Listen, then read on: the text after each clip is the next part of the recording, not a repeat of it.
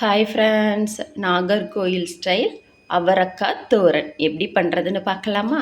So அதுக்கு அடுப்பில் கடாய் வச்சுருக்கேன். அதில் கொஞ்சமாக எண்ணெய் சேர்த்துருக்கேன். எண்ணெய் சூடானதும் கடுகு சேர்த்துக்கலாம்.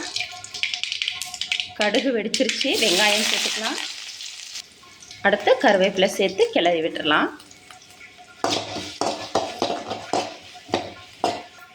தோரன் பண்ணுறதுக்கு இங்கே பாருங்கள், அவரைக்காவை இந்த சைஸில் நான் கட் பண்ணி ரெடியாக வச்சுருக்கேன். ஸோ இப்போ இதை நம்ம சேர்த்துக்கலாம்.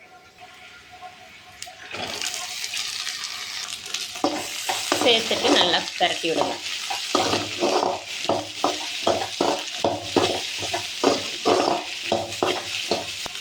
அடுத்து தேவைக்கேற்ப உப்பு சேர்த்துக்கலாம்.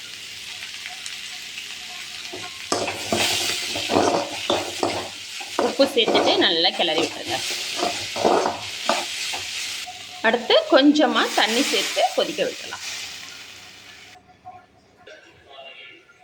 தோரன் ருசியை கூட்டுறதுக்கு ஒரு சூப்பரான மசாலா ரெடி பண்ண போகிறோம். இந்த மசாலா ரொம்ப முக்கியம்.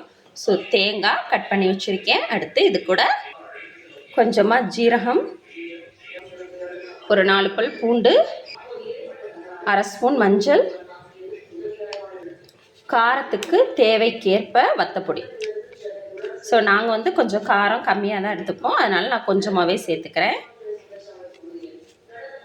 பார்த்திங்களா, இந்த மாதிரி குறப்பாக நம்ம அரைச்சி எடுத்துக்கலாம். ஸோ இப்போ இதை ஆட் பண்ணிக்கலாம். இந்த மசாலா தான் ரொம்ப முக்கியங்க.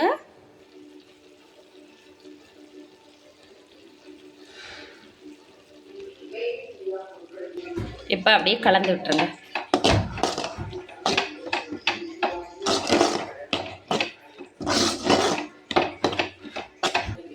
பார்த்திங்களா, கலந்து விட்டாச்சு. ஸோ ஒரு 2 மினிட்ஸ் மட்டும் அடுப்பில் இருந்துச்சுன்னா அவரைக்காய் தோரன் ரெடி.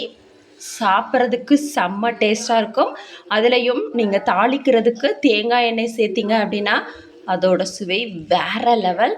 ஸோ இதே மாதிரி நீங்களும் ட்ரை பண்ணுங்கள். ஃபைனல் ரிசல்ட் கண்டிப்பாக காமிக்கிறேன். ஒரு 2 மினிட்ஸ். அவ்வளவுதான், ரெடி ஆகிடுச்சிங்க. பார்த்திங்களா எப்படி இருக்குன்னு? செம்மையாக இருக்குல்ல? ட்ரை பண்ணுங்கள், மறந்துடாதீங்க. சேனலை சப்ஸ்கிரைப் பண்ணவும் மறக்காதீங்க. பாய்.